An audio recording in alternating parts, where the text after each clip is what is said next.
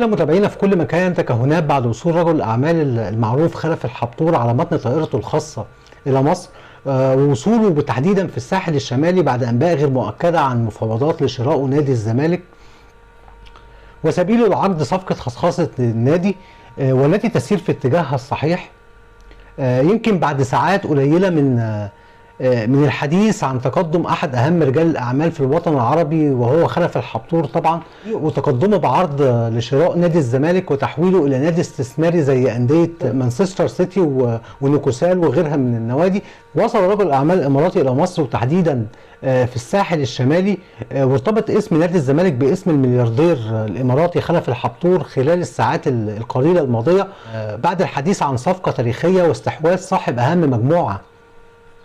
للإنشاءات على نادي الزمالك وتحويله إلى نادي استثماري. وكلنا نعلم مرور نادي الزمالك خلال السنوات الأخيرة بأزمات إدارية ومالية كبيرة جدا أثرت على مسيرة النادي لحقق بطولات كتير، وبكل أسف أثرت الأزمات الأخيرة على مستوى الفريق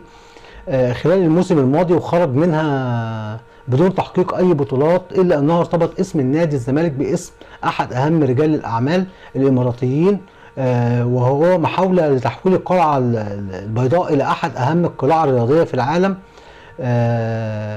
كان ليه الأثر الكبير على جماهير نادي الزمالك بتقدر بالملايين، إنها وجدت في العرض الإماراتي فرصة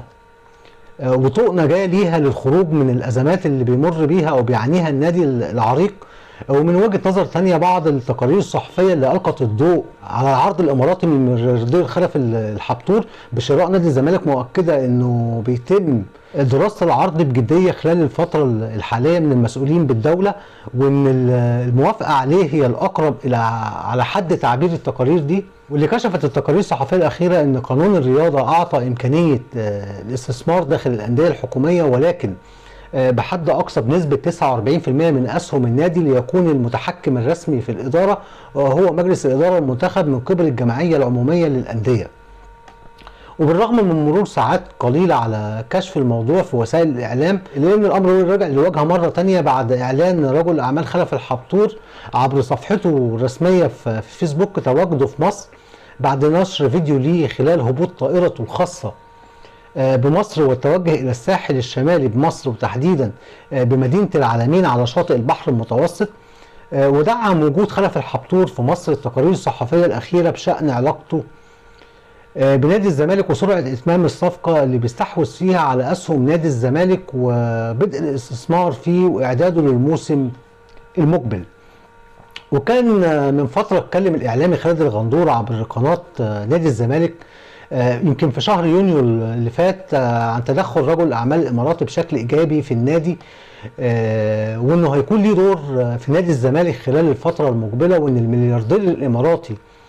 تفقد بنفسه منشآت النادي. وكان في استقباله سيادة المستشار مرتضى منصور رئيس النادي في ديسمبر 2019، وفي الوقت نفسه اللي أصدر فيه الموقع الرسمي لنادي الزمالك بيان بخصوص